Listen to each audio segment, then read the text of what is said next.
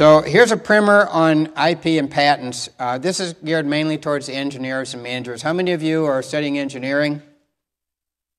Most. Many of you are also in other areas of science. You may be in business. You might be in all kinds of things. But many of you will be working as engineers and managers. So what is intellectual property? There's four main categories. There's trade secrets, which is another way of saying confidential information.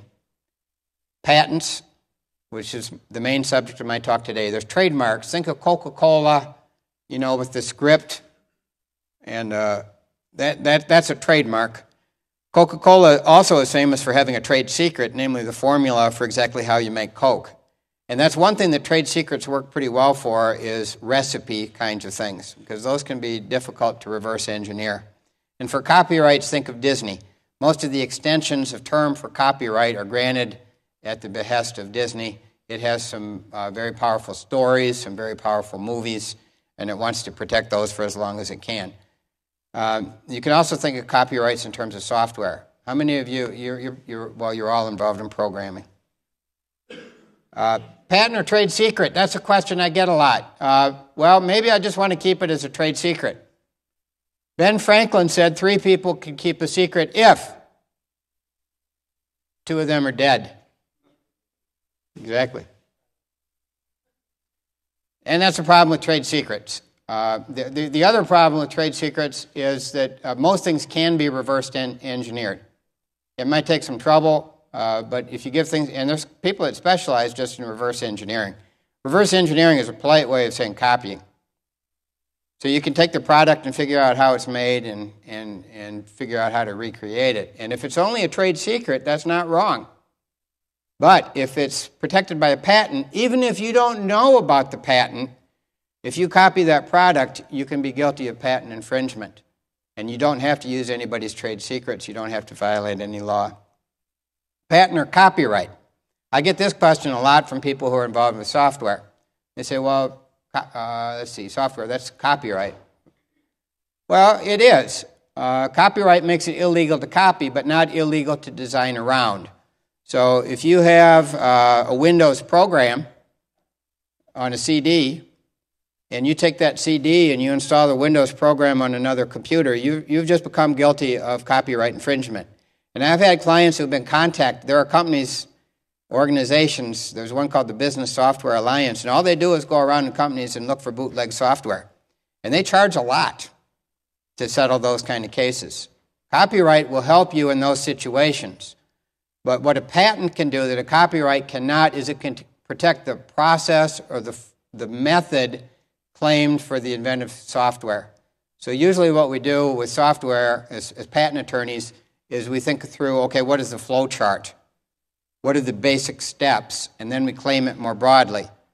And the purpose of that is if you have a really valuable but limited edition kind of technology, you're running the C6 with it, there aren't too many people who are going to do that. And they're not going to copy your code, partly because Jim takes very good care of the code. But somebody else might be able to come up with the same way of doing things, and that's where the patent comes in handy. They say, okay, well, it has to do this and this and this, so they make it to do this, this, and this, and now they're infringing the patent because the patent covers doing this, this, and this. Patent or publish. Publish or perish, right? At Iowa State and at all the great universities.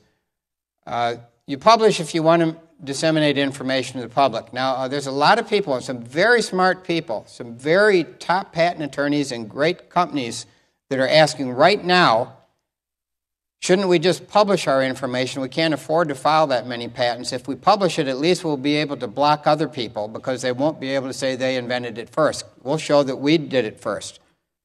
Okay, that's great, but it also might block you from patenting, and all of that information that was secret, it's not secret anymore. When you publish it, you're saying, here it is, go ahead and use it. A patent, on the other hand, can help you or your organization if you want to benefit from market leadership, if you want to make profits from the exclusive market, particularly if you want to practice the technology. The best way to make money on patents is to practice the technology. Edison had 1,000 patents, right? He never bothered inventing anything, working on anything, unless he planned to actually start up a plant to make those products. That's why he started GE. So if you want to make money, then it's about patents. And if you don't care about making money, if you're working for a company or an organization, they might be interested in making money, and they might be very unhappy to find out that you published something without filing a patent application. So the best practice, if you're going to publish, is to file a patent application first, and then publish and commercialize. And what is the date when you can go out and start practicing that technology? It's the date, you could actually start the same day that you file the application, but I recommend waiting until the next day. And then go out and sell it and make some money. You don't have to wait for your patent to issue.